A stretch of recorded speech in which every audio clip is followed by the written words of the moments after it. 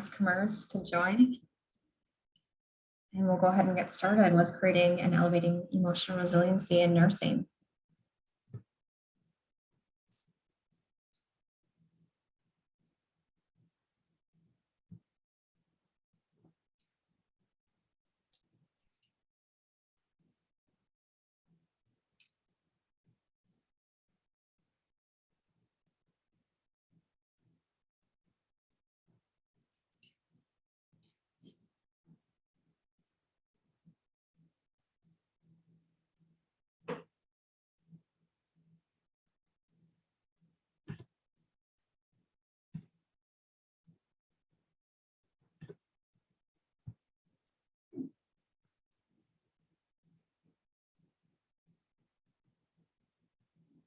All right, it's 12:01. I think we'll go ahead and get started. Thank you all for joining us today. Myself, Kayla Howard, Kendra Ockery is on as well, and Dorcas Peters. So we are here today to present on creating and elevating emotional resiliency in nursing. So welcome and thank you and happy Nurses Week. Myself, Kayla Howard, I am full-time assistant professor for the School of Nursing for Rasmussen University. And I am also an active NDNA member. So shout out to NDNA for hosting this event today. Thank you so much. And Sherry Miller is helping me out with the chat. And Kendra Ockery, she is a master's prepared nurse who serves at the Fargo VA as the health behavioral coordinator. And Dorcas Peters, a recent Rasmussen University RN graduate and honors student. So thank you, ladies, for joining me today. Today is going to be an active learning engagement. So hopefully when you registered for the event, you saw that there was a PDF to access for journal prompts. That'll be throughout the presentation today. And you might not necessarily have time to complete that throughout the presentation. So feel free to work on that piece after you get done as a reflection. That'll be very helpful for you. And after this, if you have any questions or want further education on the topic, please reach out. All right.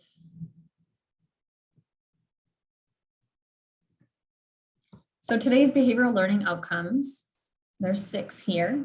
After this presentation, you should be able to describe and summarize what emotional resiliency is and its impact on our nursing workforce. Describe all 8 challenging emotions, including vulnerability. Identify self-talk patterns, mind management, themes, and ants. We'll talk about what ants are in a little bit. And apply the Rosenberg reset to current experiences that lead to any of the 8 challenging emotions we'll describe. Apply the anxiety and fear principles to your daily situations to determine your next best steps. And then lastly, creating a greater sense of confidence around handling your emotions and the outcomes of your situations.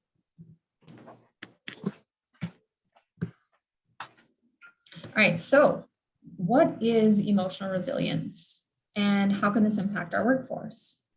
Dr. Joan Rosenberg says emotional resilience is when you feel capable and resourceful of handling whatever situation you encounter. So thinking about emotional resiliency and burnout and the relation between the two, I have a couple statistics here to describe for you. During the COVID pandemic, 16,000 nurses were surveyed, and over 34% of those nurses out of 16,000 reported burnout. That's a very, very high number. Also, we are learning that a lot of our new nurses are leaving the workforce in less than 2 years of being a nurse.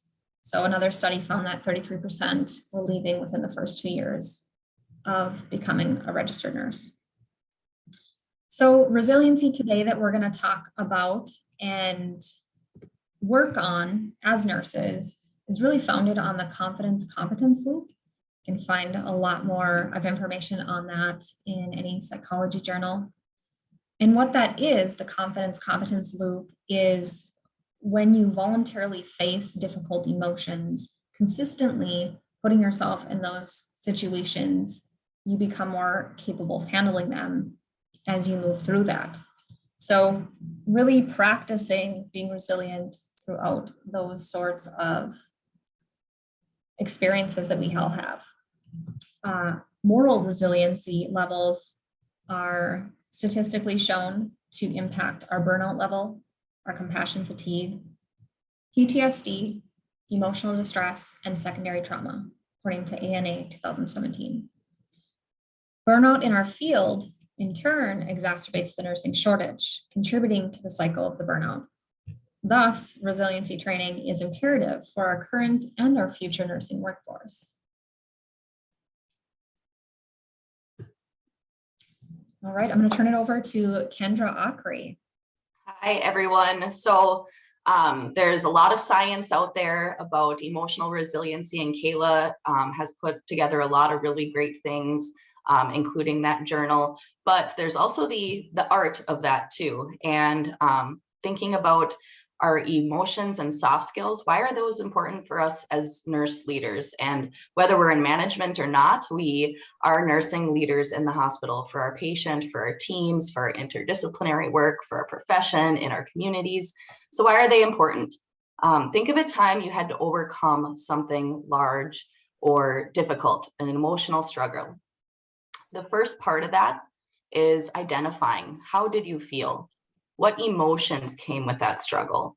Were you feeling defeated? Were you feeling disconnected, burnt out, maybe overworked, isolated, like you had poor relationships? What emotions came with that struggle? And then reflect back to think about, okay, something hard where I felt those emotions. What did I get through? What did I achieve? What sort of emotions came with overcoming that struggle or that barrier? First, it's about building awareness. And oftentimes we begin by reflecting. So looking back, as this practice develops and our resiliency skills build, they take practice. So as we do it, we can learn to manage ourselves in the current state, taking that pause between the stimulus and our response to that stimulus. And so why might we want to do that? We have a high stakes environment and culture in healthcare. And how we participate in that work is highly dependent on how we feel and perceive our work environment.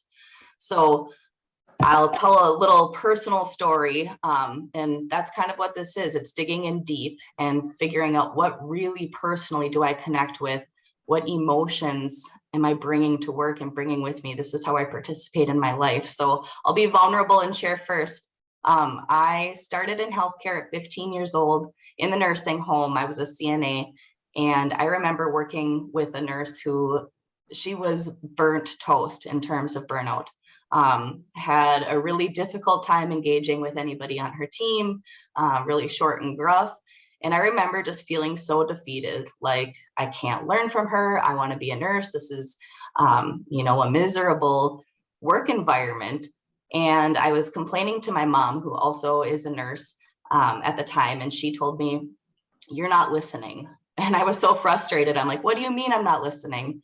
And she said, "If you go into work with that attitude, you will not allow yourself to learn from her. And everybody has something to teach you." And so as soon as I learned, okay, she really does have something to teach me, whether it's how I want to behave or how the things I want to avoid, I need to take the time to reevaluate my response to her. So by doing that, I was able to, decide every single person I encounter has something to teach me. And I'm going to develop an infinite mindset about it. So that's the work we can do. We can choose to change how we perceive things. We can give our emotions the credit they deserve, do some reflection, and then decide to see things through a new lens. And why would that be important? We want to mitigate that burnout. And there's a lot of outcomes, poor outcomes that are associated with burnout. Our performance at work, which can in turn create more frustration and more negative emotions. Increased absenteeism, interpersonal withdrawal from others, that really feeling isolated, like that nurse I worked with in the nursing home. She was very, very isolated and honestly really lonely. But that attitude of callousness or gruffness and the dehumanization of your patients and your peers, that is a real thing. So taking the time to think about why these soft skills and emotions might be important to our work can not only improve our performance, but how we feel about our work in general. So next slide. And when we're talking about difficult emotions, it's easy to look at some of the emotions on this page and have some negative reactions, right?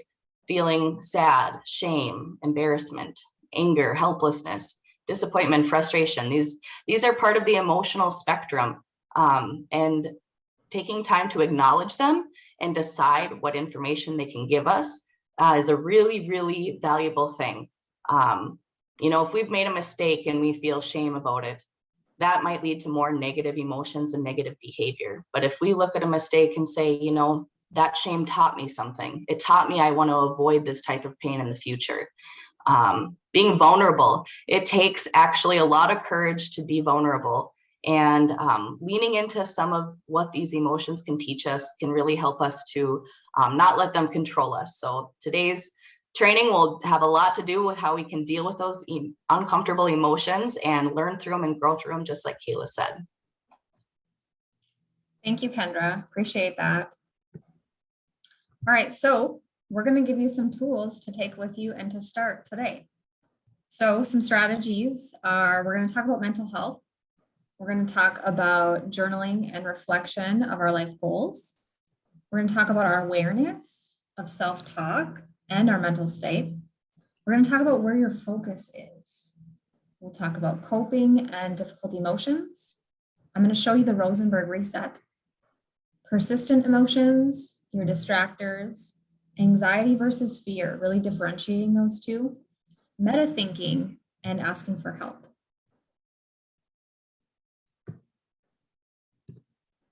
Right. There we go. My slide didn't want to turn for a moment. All right, mental health and the power of your thoughts. All right, so the first thing I want to point out that's so imperative, it is okay to not be okay. It is okay. It's okay to acknowledge and to verbalize that you're not okay. That's very common in our field. So make space for this, pause, reflect, and allow for whatever you feel to come up. Jim Quick, he's the founder and CEO of Quick Learning. He's an international speaker, memory and speed reading expert. And his mantra is to reach, recover, and repeat. And I think we do that all the time in our profession. So I really found that really helpful. So make sure you're putting that recover piece into your day. So reach, recover, and repeat. Take one small step at a time. Awareness of your emotional state.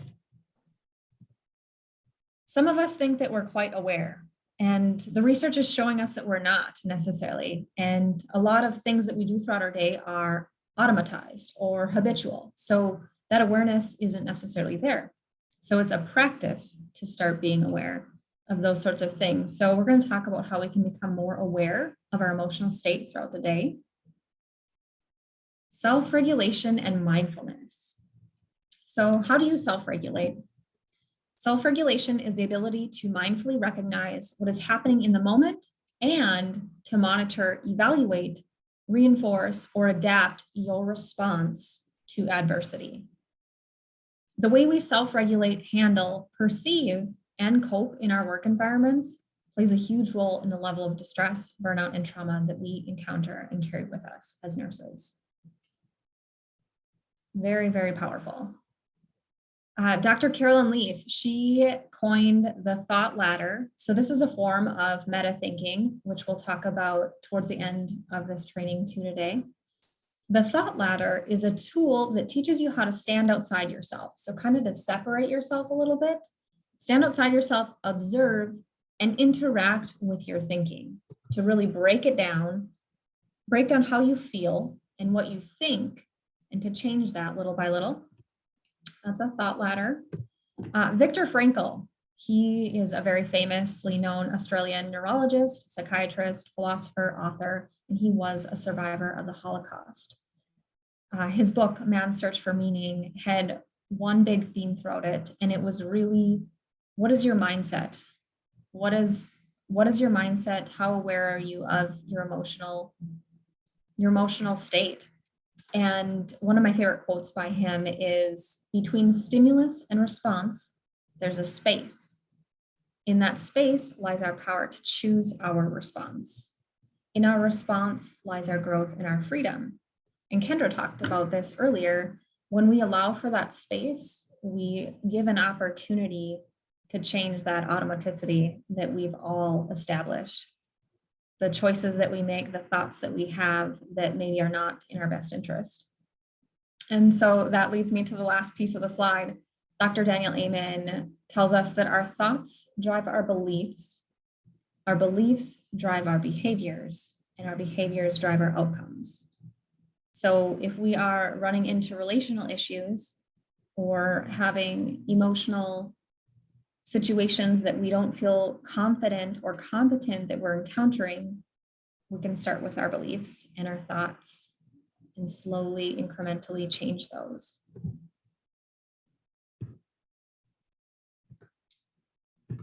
All right, let's dive a little bit further into the mental health piece. So self-talk and automatic thoughts, looking at the thinking process, breaking that down a little bit further. So self-awareness and self-talk, that inner voice, that inner chatter that we all have, every single one of us, no one is excluded from that piece. I want you to ask yourself and start thinking intentionally, how are you communicating about yourself and others? Some examples for you. I'm so busy, I can't take a break. I have heard that since being in the field since 2004, probably over 1,000 times by nurses, nursing assistants, or other disciplinary people in the field. I'm so busy, I can't take a break. So think about that. What kind of thought and belief system that creates? And outcome, essentially. That's the goal, right? What are our outcomes? Another thought, they won't help me. Let's say that you have conflict with a colleague and that starts to become your thought. If your thought is they won't help you, do you think you'll go and seek help from them? Will you ask them? Chances are probably not. Maybe you say he's so rude. Again, that thought, that inner voice that you have about him can certainly impact the outcomes and the choices that you make. So choosing to have that intentional awareness and incorporating intentional awareness practices throughout your day is really how we improve that self-awareness piece of our self-talk and slowly change it. So I would recommend checking in daily, 3 to 4 times a day. Sometimes that's a lot at first. So maybe it's just once a day. You're just going to reflect for 2 minutes once a day and say, what have my thoughts been today? How have I thought? What did I think about? What kind of voices did I hear? What kind of thoughts did I have? So reflect and journal about those things. Kendra Akri and I were visiting prior to this presentation, and she told me about the Fargo VA. Their slogan there is to catch it, check it, and change it, which is super fun, right? Catch it, check it, change it.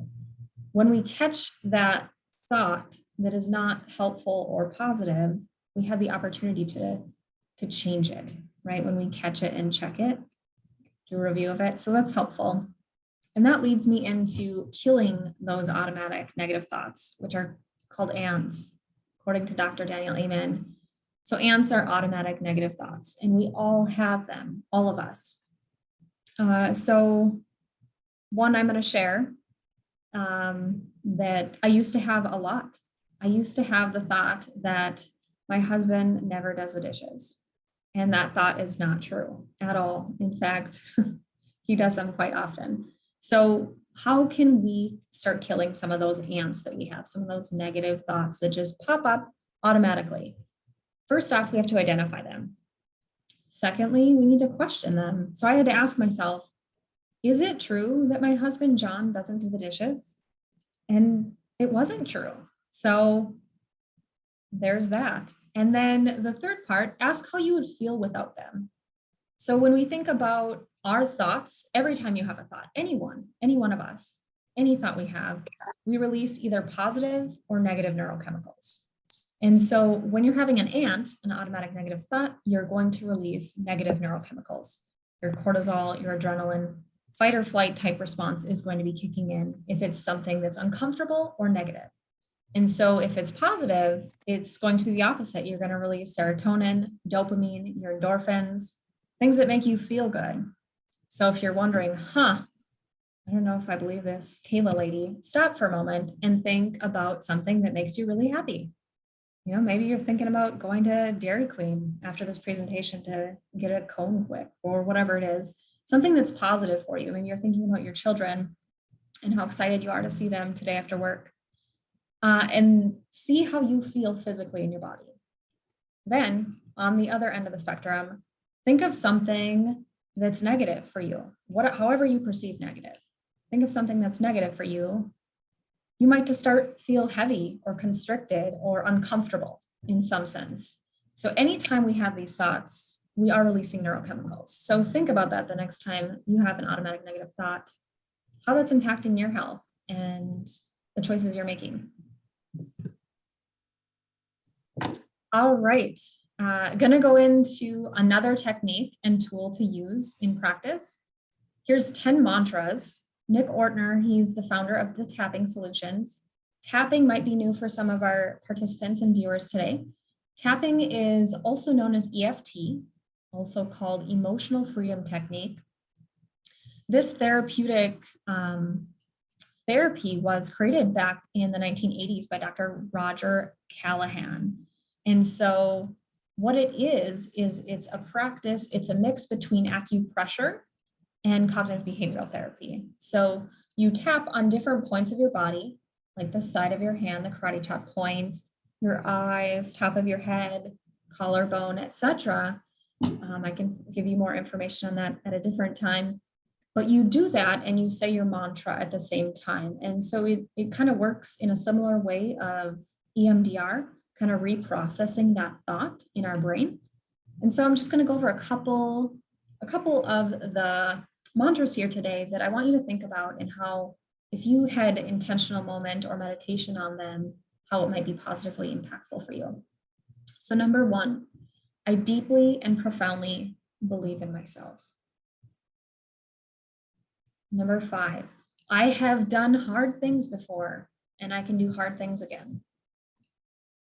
Number 8, and I trust that I can reach out for additional support when I choose. So if we practice this as nurses, thinking and believing these things, it leads to our choices, right? Our thinking leads to our beliefs, leads to our choices, leads to our outcomes. So a little fun tool there for you, which will lead us into our first journal prompt. So the first journal prompt is going to ask you, how do you want to live your life? And Dr. Jean Rosenberg says we should live our life by our design. Live your life by your design. So these journal prompts are available on PDF as well in the link for this webinar. Let me know if you need help with that afterwards. But ask and answer these questions. If you were living a life you really treasured, what would it look like? Start thinking about that. Write it down. What would your relationships be like? Would you travel? What hobbies do you love? What would you be doing with your time? Go ahead and just write those down. Start living the life that you design. All right, for time purposes, we're going to keep going. Journal number 2.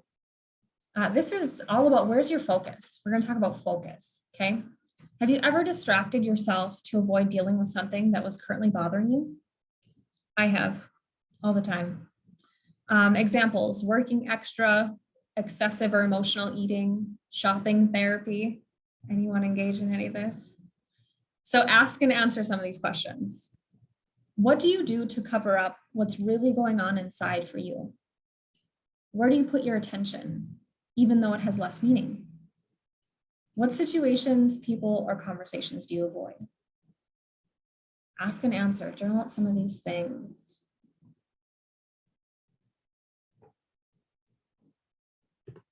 All right, journal number 3. This is about managing emotional pain. How well do you experience and move through unpleasant feelings? Sometimes not very well. That's my response. What guidance did you receive growing up about dealing with feelings? Not a lot. How were you taught to handle emotional pain? I know a lot of our Western culture avoids this. So good things to ask and dive into. All right, so let's keep moving forward. The Rosenberg reset. So this is the main piece, the biggest tool in this presentation today. Dr. Joan Rosenberg, the Rosenberg reset. So this is how we really dive in and get through the uncomfortable, right? That's what everyone came here today to learn. How can I handle the big, dark, and ugly, right? So here it is. Choose awareness, not avoidance, as your approach to life. Choose awareness, not avoidance. So these are the 3 steps of the Rosenberg reset. This is from Dr. Jean Rosenberg's book, 90 Seconds to a Life You Love. Choose awareness in your present moment experiences. So any engagements, any conversations you have with someone, even right now, are you choosing that awareness? Are you aware and present with your body and what's going on in the space around you right now? Number 2, feel in your body, physically, sensations, physical sensations. Where in your body do you feel those 8 challenging emotions? The next time you feel uncomfortable physically, start thinking about where you're feeling that. If you're angry, let's say you got home and you found out your child received a grade rating of a D, and you're really, really disappointed and you're angry and you're feeling frustrated and maybe even vulnerable to some degree. Where do you feel that in your body? And number 3, ride that wave for 90 seconds. So say, I'm accepting of this discomfort. I'm going to handle it. I'm going to tolerate it. And you can, because those neurochemicals should be gone in less than 90 seconds. Science and research is showing us that in about 90 seconds, those feelings are gone. So it's like, okay, I think I can tolerate that for 90 seconds. So, but also keeping in mind, ask yourself this, does your emotional feeling go beyond the 90 seconds? If it does, more than likely it's 2 things, one of 2 things. Either you have a hormonal imbalance of cortisol, right? That's our fight or flight. That's our, all right, I got to get out of here. Hormone helps move us, helps keep us alert, right? Or more than likely, you're ruminating. And so ruminating means that you are consistently bringing up that thought. You're bringing it back in to your thought process and you're ruminating it on it. You keep thinking about it and you're not moving past it. So the next time that you do feel something that's very, very uncomfortable for more than 90 seconds, I want you to ask yourself, am I ruminating on this? Do I keep bringing this up? If so, there's options to dive into that and to work through that. But most of the time, our difficult, uncomfortable emotions are about 90 seconds. Lastly, on this slide, have you heard of emotional stacking? Anyone heard of that before? So emotional stacking is when we go throughout our day and let's say we have a very busy day set up and we're kind of going from thing to thing to thing. We don't have any time or space in between to reflect or stop and think about what's been happening. And we might encounter multiple difficult emotional situations or occurrences. Emotional stacking is when you have those things stack up on one another. All of a sudden, you blow up. It's the end of your day. The last straw was broke, and you just burst out in some form or fashion, and you don't even know why. That's emotional stacking. So when you aren't actively addressing or dealing with that in the moment discomfort, it builds up and then we don't know where to go. We don't know what it's about. It's probably about multiple things. So it's a lot more work and it's harder to manage. So Rosenberg reset is really, really the way to go. It's choosing that awareness in the present moment so that we can continue to build that resiliency. Journal number 4, those unrelenting feelings. We all have them associated or attached to some things. Ask yourself these questions. Do you have lingering and persistent feelings? What might be keeping those lingering feelings for you? What memories are your feelings attached to? And what memories appear as if they're unresolved? So those are big questions, and they hit home. Certainly hit home on our past, right? Those past dragons that we all have. Journal number 5. We're going to go back to the distractors. So what are your distractors? I know for me, work can definitely be my go-to. Oh, feeling uncomfortable today. Looks like I can get one more thing done. So what are your distractors? Here's some examples for you. Working. Maybe you're sleeping more than normal or more than your body needs. Maybe you're excessively exercising, or maybe not even excessively exercising, but maybe you're using exercise to distract yourself from something. Technology, social media, gaming, addictive or other compulsive behavior, overly focusing on your body, comparing yourself to others, focusing on your past or your present. What are your distractors?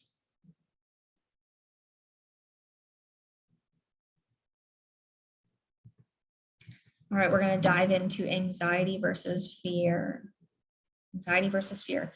So Dr. Jean Rosenberg recommends that we accurately name these emotions. So they're two very distinct, different things, right?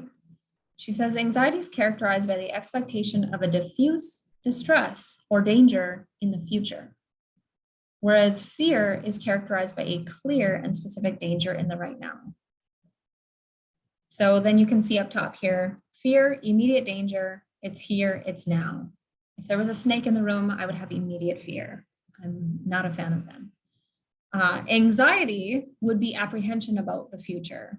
So thinking about something that could potentially happen, right? Fear is right now, it is happening. Anxiety is futuristic. So keep that in mind as we move through the next exercise.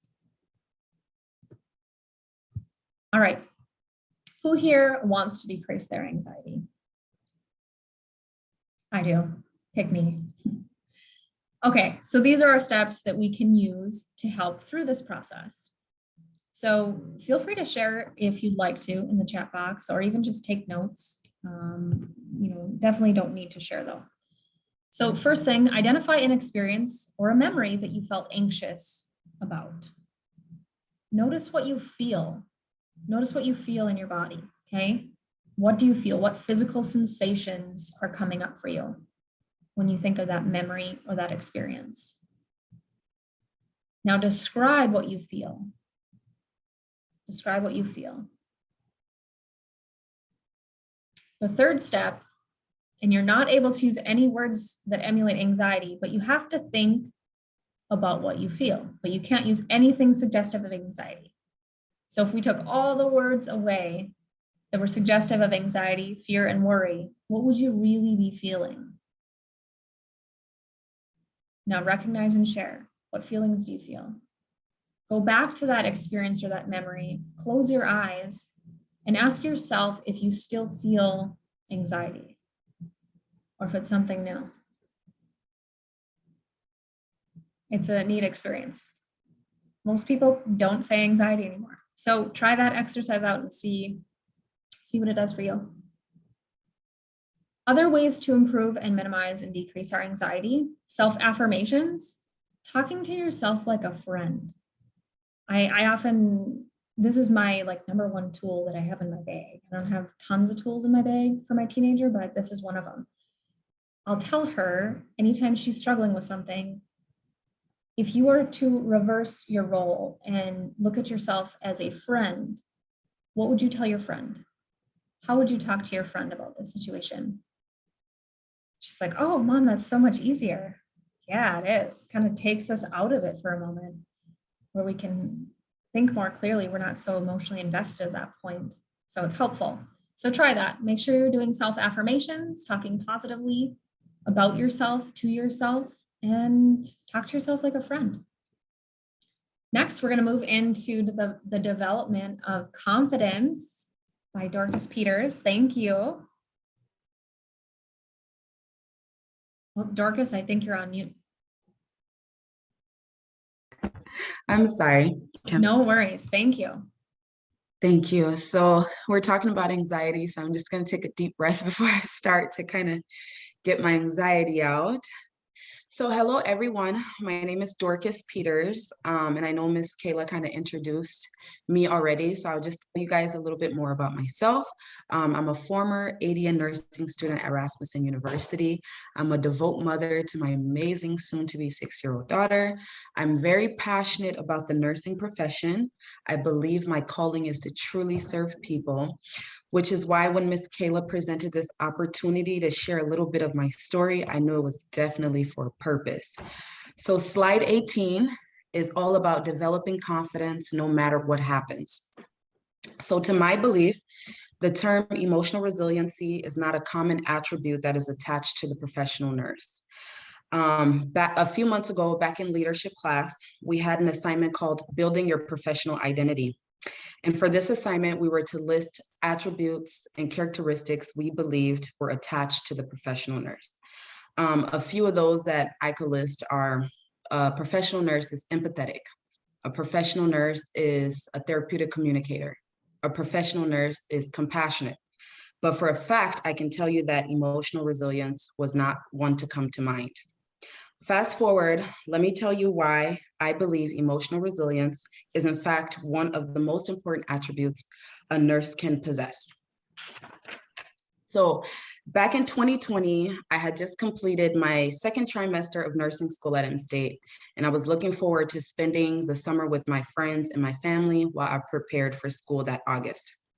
Next thing I know, the world went into a global pandemic. Mind you, I have never experienced anything of this nature. As someone who has always battled with anxiety, when everything shut down, so did I. And then things took a turn for what I believe to be some of the darkest days of my life. I was diagnosed with COVID-19. From that day, my fears and my worries grew bigger and bigger. 1 month had passed and I was still sick. 2-3 months had gone by and I was more sick than I was when I was first diagnosed with COVID. I didn't really understand why or what was going on with me. I remember always feeling anxious, as if something bad was going to happen to me. I was anxious to go to sleep. I was anxious to be alone. I could barely eat for months. I remember I visited the ER over 20 times the next couple of months. Each time I would go, they would say, there's nothing wrong with me. They couldn't find anything. Somehow, with all the stress about my health, I started my third trimester that August. Although I knew I wasn't emotionally or physically equipped, I knew I had come too far to give up in school. That semester was very hard for me. I barely attended my classes. I was always extremely tired emotionally and physically. I started experiencing what I called migraines from hell, and I wasn't able to concentrate. I was failing all of my classes. And in that moment, I realized that my health was deteriorating. And it was then that I knew that my well-being was more important. As a result, I dropped out of nursing school. Although dropping out of nursing school was one of the hardest decisions I've ever had to make at that time, looking back at it now, I know it was the best decision for my well-being. Dropping out of school, I felt that I had lost something I worked really hard for. We all know how hard nursing school is. So to come that far and drop out, it was just so unbearable for me. But that was the turning point for me. From that moment, I said, enough was enough. I knew that anxiety was the foundation of my problems, and I refused to let fear and worry cripple me any further. From there on, I decided to make a change. I started getting more serious about my health, and the first step for me was accepting that I had a problem with my mental health. From there on, I started therapy. And through applying what I had learned in therapy, I became more physically active. I started eating healthier. I started journaling. I was meditating. I became more active in my church, and I returned to doing things that I enjoyed. But most importantly, I learned how to cope with my emotions. Once I learned emotional resiliency, I became liberated. I wouldn't have realized how serious my battle with anxiety was had I not got sick. And if I hadn't taken a break from nursing school, I wouldn't be the graduate nurse that I am today. So slide 18 says, we have more meaning and strength retained through challenging situations that we face versus when we achieve through the path of less resistance. Emotional resiliency is, through gaining emotional resiliency, I believe we can better serve ourselves, our loved ones, and our community. Thank you, Dorcas. You're welcome. All right, so moving into the last journaling reflective piece here. It's on meta thinking. So thinking about thinking, that's meta thinking. Ask and answer these questions. How do you see yourself? What do you think about? What kind of thoughts predominate?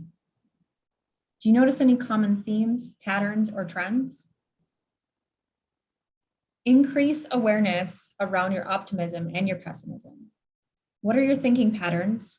What ants, what automatic negative thoughts do you have?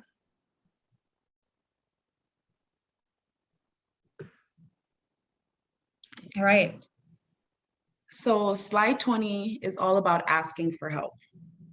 So it says, are you aware of your needs and your limitations? Do you ask for help when you need it? How does asking for help impact your relationships? What is your plan going forward when asking for help? So relating back to my story, during the time I was in therapy, I learned more about my past traumas and my unresolved emotions and how they were impacting my life. I learned that I struggled with vulnerability. Trusting others was hard for me. I had attached a fear of being let down or judged by others keep me from reaching out for help. Again, it wasn't until I started applying my coping skills and opening up more about my emotions that I realized it was okay not to have it all together all the time. I started opening up more to my family and friends, and in doing so, it let me know that I was not alone. My story or my situations may not be the exact same as the next person. However, we're all going through this journey called life. And we all need somebody to rely on. As nurses, I believe our families and our loved ones in our community, they heavily rely on us for help. Our role is to serve people. However, we have to be graceful to ourselves in order to be graceful to others. And remember, we can't do it all alone, nor can anyone else. Thank you. Absolutely true. Love that. All right, in summary today, we've touched on the value of emotional resiliency in nursing, mental health and our emotional state, 10 mantras to practice using EFT, emotional freedom technique. Where's your current focus? How do you handle emotional pain? The Rosenberg reset, differentiating anxiety and fear, developing confidence, relying on your past. Think about that. Anything that you've overcome, keep that at the forefront the next time you're going through something and you're struggling. You've achieved so much more than you know. Meta thinking, thinking about your thinking, analyzing that, and asking for help. Here's our resources for the presentation today and a couple last minute announcements. So the North Dakota Nurse Association has the save the dates here for their annual meeting and fall conference. So please go ahead and post these in your Outlook or whatever calendar you use so that you can have that time set aside to support and be a part of the NDNA's meeting and conference. And two more things. I'd like to offer 2 options of additional continuing education units, CEUs, to any nurses interested. 2 of my colleagues are in their doctoral nursing program right now. One is doing a study in a project on vitamin D3. Her name is Beth Sanford, and another one is doing her project on the LGBTQIA communities. Jocelyn Johnson is hosting that. So if you're interested in CEUs for either of those topics, please reach out to me and I'll get you a direct link to that study. Otherwise, thank you so much, NDNA, Sherry Miller, for helping out with this presentation, Dorcas Peters, Kendra Ockery, for your storytelling throughout this presentation. It's been fantastic. Any questions from the audience that I can help with? Thank you so much for being here today.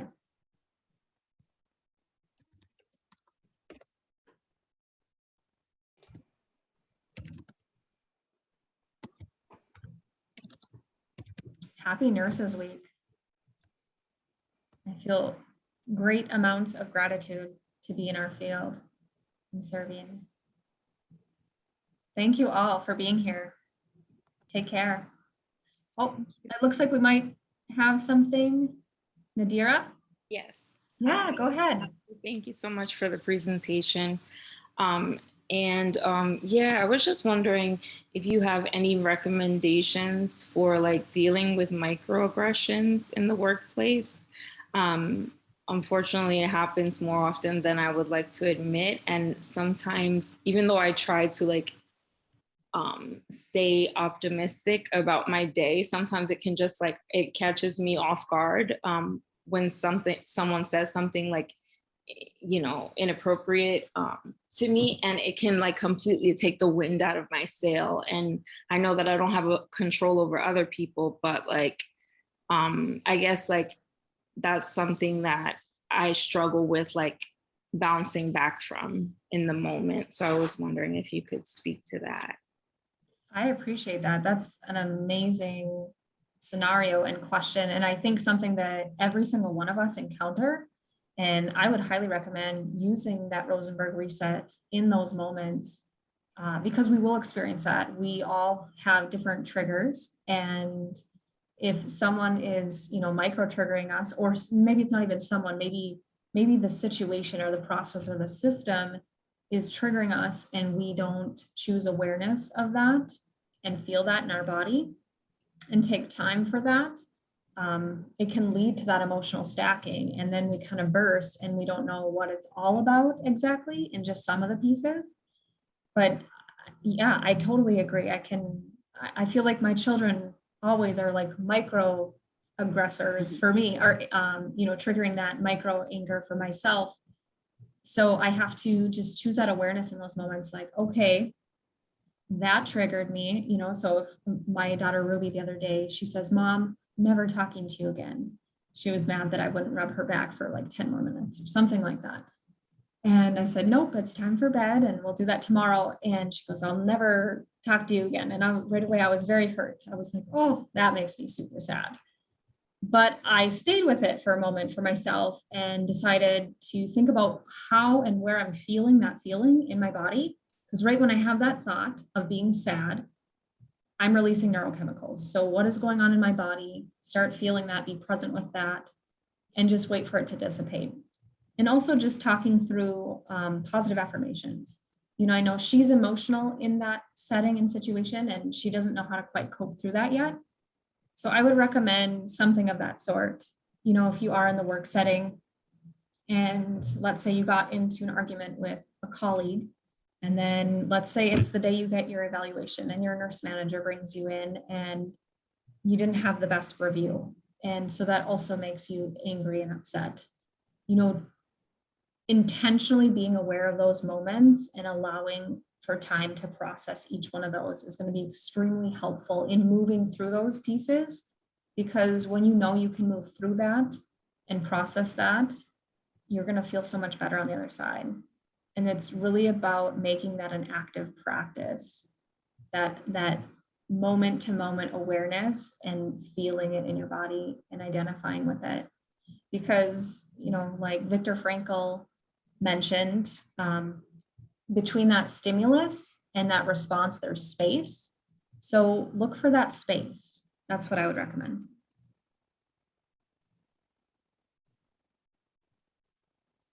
Any other questions, comments? Nadira, did you?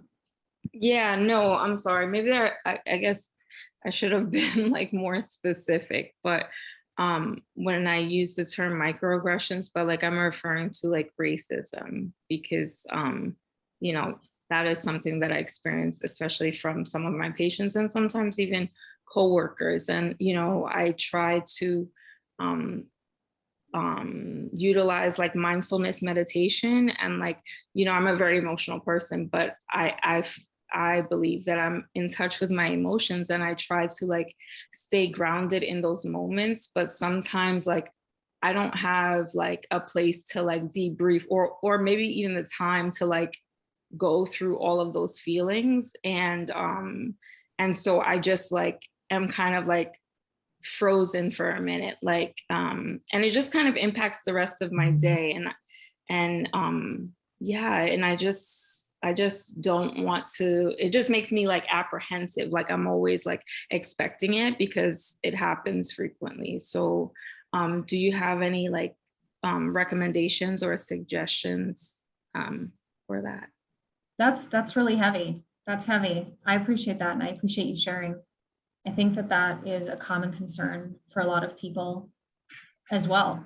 And when those situations happen, you know, I know a lot of times it feels like we don't have the time, but if we take the time and give ourselves a break in a moment, like you said, you kind of take a moment because it takes you back a minute and you're like, holy, can't believe that just happened. And so if you allow yourself, so if you have the thought process and the mindset that I can go take a 5-minute break and check in with myself and be here for myself, that's what I would do in those situations, because those are very heavy. They can feel quite overwhelming, very painful, like you're mentioning. And you're right, it can set your whole day astray. So I would really allow yourself that time to go and take that break. Whether you go to the bathroom and you just sit there or stand there, or you go to the break room, or maybe you need to have a conversation with your supervisor and say, I need to go to my car for 15 minutes. I need me time. I think that we need to really support that culture of taking breaks. It's so important. There's so many things that physically and emotionally and spiritually happen to us that we don't allow for break from, and it really impacts how we perform and how we're there for ourselves to support ourselves. So know that you are valuable and you are worth taking that break in that time. Thank you. Thank you so much. You're welcome. Any other thoughts, comments, questions that I can help with? I don't know if I can see the chat. Here we go. I don't see any questions in the chat. Wonderful. Well, thank you all for joining. Really appreciate it. And make sure you save those NDNA dates for September 19th and 20th of fall 2022. Take care, everyone. Thank you. Thank you.